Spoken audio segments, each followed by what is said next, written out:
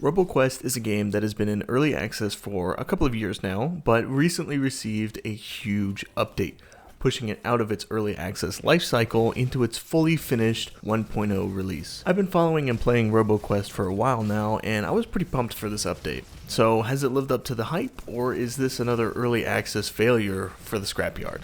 Let's find out. After a short and pretty well-made tutorial, you're thrown into the camp, a home base where you can purchase upgrades, choose a class and difficulty, and look at the collectibles that you've gained. This game is a roguelite, meaning that after each run, you'll be able to spend the wrenches you've collected on permanent upgrades that make the game easier and more fun. Things start out slow. You've only got one class to choose, the weapons are pretty weak, and generally, you're not meant to make it very far in a run. After a few attempts though, things start to pick up. More bonuses on weapons, more perk choices per level up, more chances at better loot. Pretty standard roguelike stuff here. But what really sets this game apart though is its gameplay.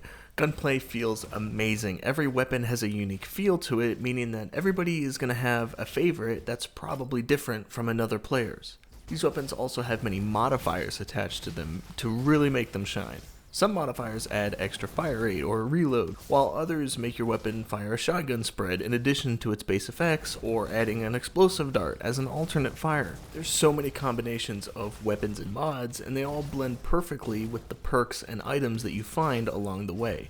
It's all so much fun to play around with, and everything stacks, so if you want to go all fire rate with a minigun and burn through 100 rounds in a second, you can do that. If you want to double down on burn damage and have it spread and execute enemies at low health, you can do that. There's so much to the systems at play here, and with each class having their own unique perks to choose from, it's incredibly addictive, and it drives that one more run feeling. In between slaughtering room after room of robots though, you'll be able to find secrets, and this is where the 1.0 update really shines. There's a few forks in the road as you're traveling from level to level, and most will be locked off until you meet a requirement, such as having a specific key or punching in the right code on a keypad. These alternate paths and secrets offer up a ton of goodies, from extra weapons and perks during a run, to giving permanent upgrades that give you a hefty boost to all classes. There's a ton of these as well, and they're all super rewarding to find. I haven't found all of them, but they are all helpful in their own way. Taking less damage from acid pools, gaining the ability to super jump to reach more collectibles and secrets, and even one that will sacrifice some of your health to give you a heavy damage boost. They're all a ton of fun to play around with, and you can easily enable or disable them at the base camp to find a setup that fits your playstyle.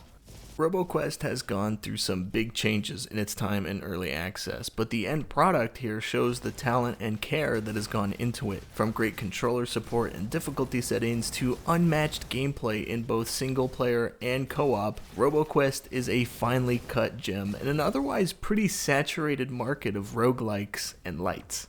It's a straightforward game that throws you right in with as few barriers blocking your fun as possible. It is nearly impossible to not recommend Roboquest. It is an absolute blast.